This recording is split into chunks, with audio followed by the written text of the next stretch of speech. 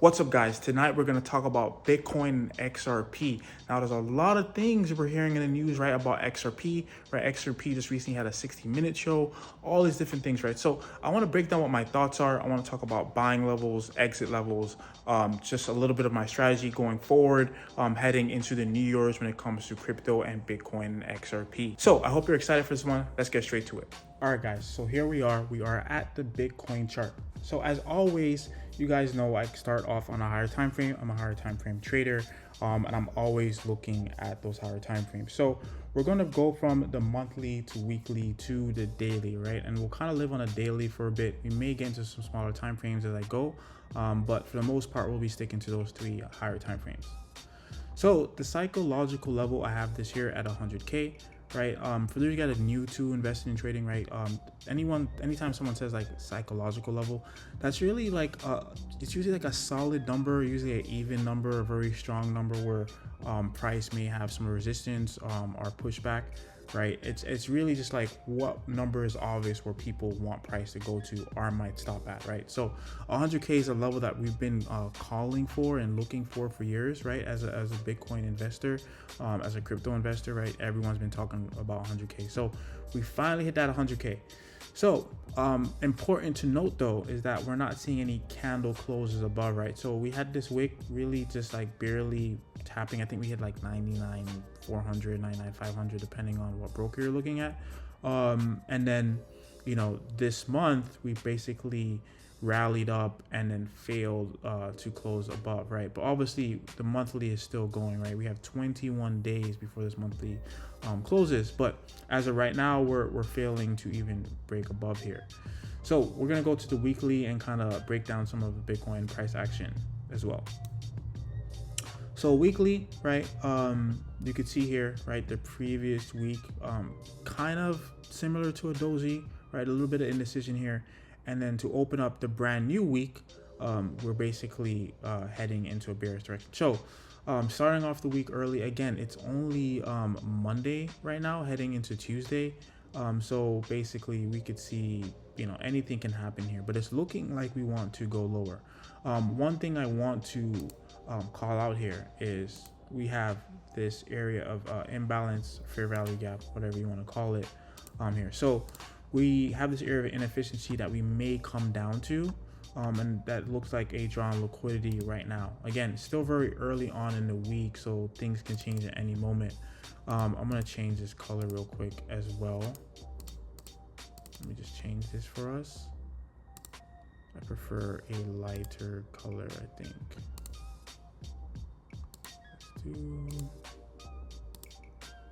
Let's do this. All right, so again, drawn liquidity for us, so we'll see if we can get down into these levels. Also, thing to note, typically in a bull market, Bitcoin typically, you know, we'll do a 20%, 30% max normally type of retracement. So, you know, let's just measure from the top, right? We measure from this top and then see what we have. So far, you know, we're right around like a 9% retracement, right? A 20% retracement would bring us right around the $82,000 level, 80K levels 22, right? So we can see that. Do I expect it? You know, I don't know. We really don't know, but we're just trying to bring all the clues together because right now it's looking that's where we want to head to. So I would expect, you know, a 20% retracement. I think a 30% would bring us right around 72. That's very possible as well, because if we look at what happened here, right, we had this consolidation. A lot of times when price breaks out of consolidation, right, we like to retest these levels. So we can't easily come back down to retest these levels before going much higher. Okay, I'm not saying this is gonna happen now. We may just come here, then push higher, head into that 116, 120 levels is really where I expect to be the top for a while, at least once we get there. But we don't need to break that down too much. Kind of want to focus on what's happening right now. So two areas we want to watch for. Obviously this is a really big area, and I could really refine this if I want to, but for now we're just going to take it day by day, week by week, and let's just focus on getting here. So Now I want to look at the daily time frame. What I want to do is identify some ranges, right? So part of my strategy is I like to identify the ranges that make the most sense for me. And you can see here we had the significant high here and then a significant low, right? So we have liquidity on both ends. Now the job is to find out which liquidity are we going to target first, right? Are we going to go for sell side down here? Or are we going to go for buy side, right? So we really, you know, as a trader, we're trying to figure out probabilities, right? A lot of people a lot of traders, beginner traders, you guys are just like entering trades for, you know, really just off a bias that may not even make sense, right? A lot of times, you know, you want to make sure probabilities are on your side. Okay, so really trading is a game of probabilities, right? Obviously you can use your strategy indicators to help build an edge, but at the end of the day, it's really based on probabilities, because nothing is 100% or 100% guaranteed when it comes to trading, right? That's why we have stop losses and we protect ourselves and have risk management, right? If we didn't, then we would just be, you know, using 100K lot sizes each time, because we're like, oh, we're 100% sure this is gonna happen, but it doesn't work like that, right? So based off what I'm seeing now, we're seeing this daily close, right? This really nice bearish daily close. Now the previous day left us this area of supply.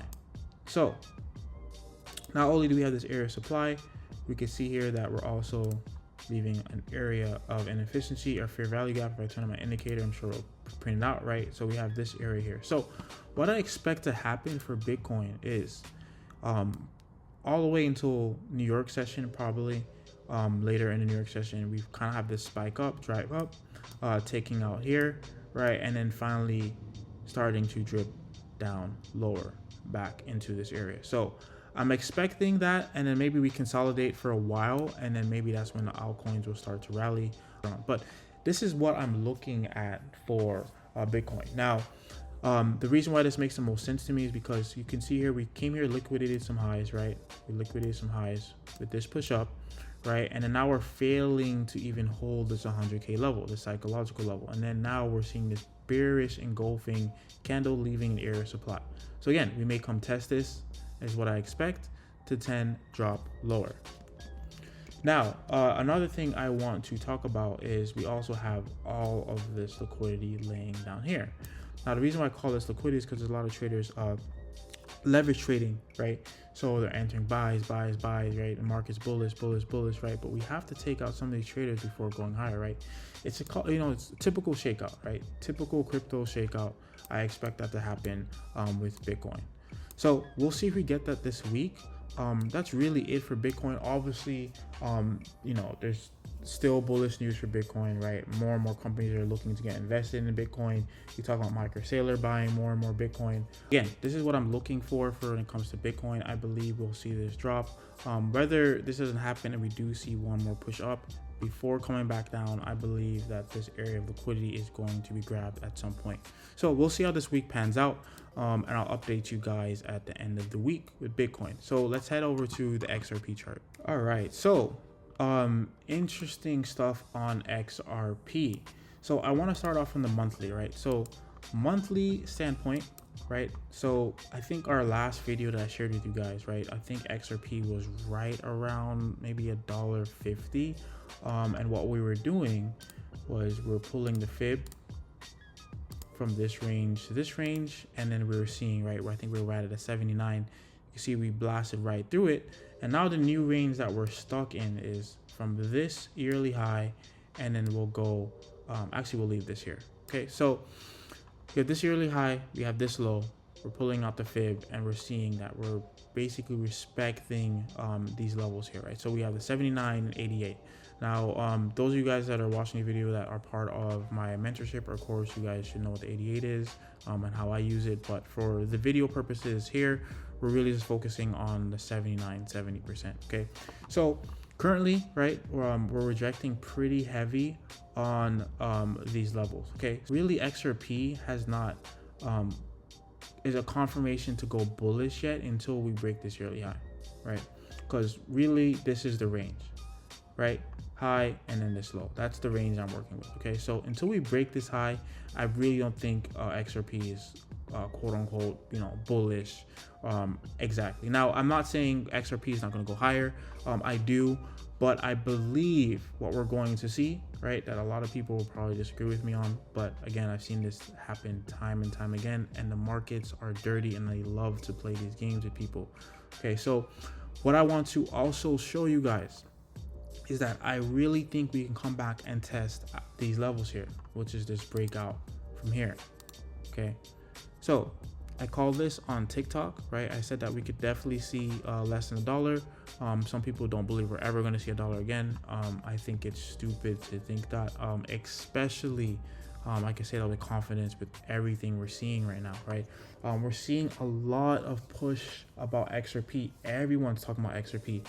I had my mom asking me about XRP, and she doesn't even know what the hell crypto is. Okay, so and we had XRP, we had the XRP CEO talking on 60 Minutes, right? All this exciting things. What do you think it does, right? It brings everybody into the market. They want to get a piece of the pie, right? They all want to make money off of this one coin that all the banks are going to be using, and it's going to go to $1,000 next year or $10,000 this year. Listen.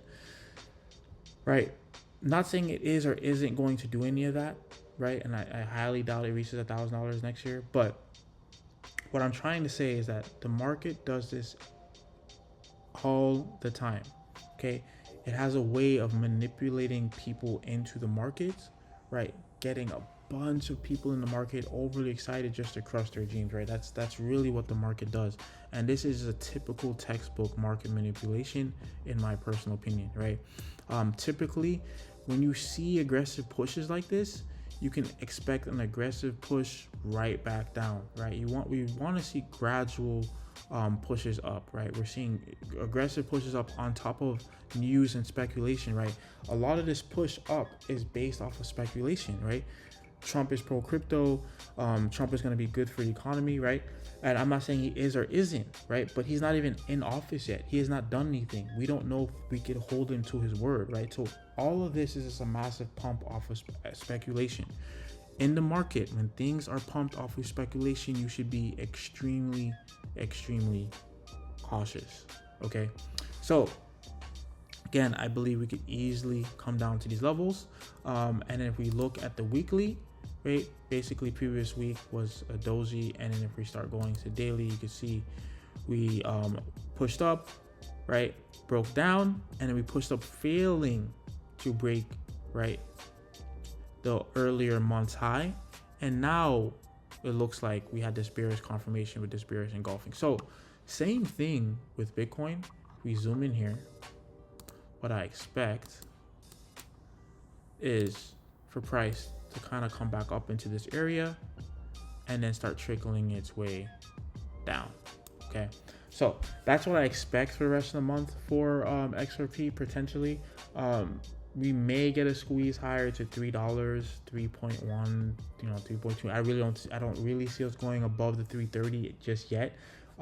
But on a very positive side, I do think with everything going on, it is good news, but I just think everyone's just buying the hype and getting in early, right? And just the market's using this as manipulation, right, to fuel for the higher move later. So I expect us to kind of continue this down into these levels to then rally up aggressively sometime end of January heading into February.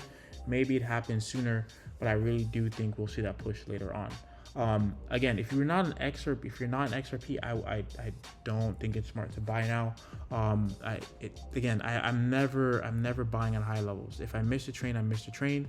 I'd rather buy much lower. Okay, there's so many other projects you can get into, right, that will give you an amazing return when it comes to buying, right? And at the very least, even if this was to go higher, right, and disregard everything I said, right, it breaks high, it retraces a little bit, and it will tell you that it wants to go higher. So maybe you can just start dollar cost averaging into those consolidations before the much higher move. But for now, there's really nothing to do on XRP unless you plan on shorting it down to these levels with extra confirmation. That would make the most sense. Another thing I want to look at with XRP is XLM. So if we look, we're on a monthly chart. But interestingly enough, right, XLM typically mirrors XRP, right? And you can see here, nice pump up, same as XRP. But the key difference is, notice these yearly highs, we failed to break above this one, right? So XRP followed yearly high, right? Yearly high, right? Going lower, right? Then going lower, but that most recent high that we made here, right? In November did not come up and break this high. Now we're seeing some sort of divergence here when it comes to XLM and XRP. So that is also a bearish indicator for me. So it's just something to keep you guys in mind of. And again, to be just extra cautious right now when it comes to crypto, because I believe we will see these pullbacks again. If Bitcoin starts to drop down back down to 88, 87, 84, 85, any of those levels, expect their altcoins to be dragged down as well. Now, I think that is going to be the perfect time to start hounding in and buy those altcoins, because you'll be getting back at those levels. What we're seeing now with altcoins, with those recent pushes on like HBAR, Doge, Shiba, those type of coins, right? It's a really good sign. It's saying that the market's alive, people are invested in this, right? Crypto is alive. That it's telling you crypto is here, crypto's awake, right? But again, that's all based off of excitement, right? I really don't think the real pushes have started yet. And I think we're going to see a little bit of a retracement on some of those coins, especially some of the coins that haven't moved yet. And then this is going to be the time which you want to go all in on some of these coins, right? Especially the ones with really good utility. So that is really going to be it for today's video. I think at the end of the week, I'm going to get you guys another video with my top 5 altcoins that I am looking at or are invested in currently. So be prepared for that video as well. Again, make sure you guys are liking, talking in the comments, and subscribing, especially if you're new to my channel. I'll be posting a lot more content for you guys. So I'll talk to you guys soon. Be safe. Happy trading.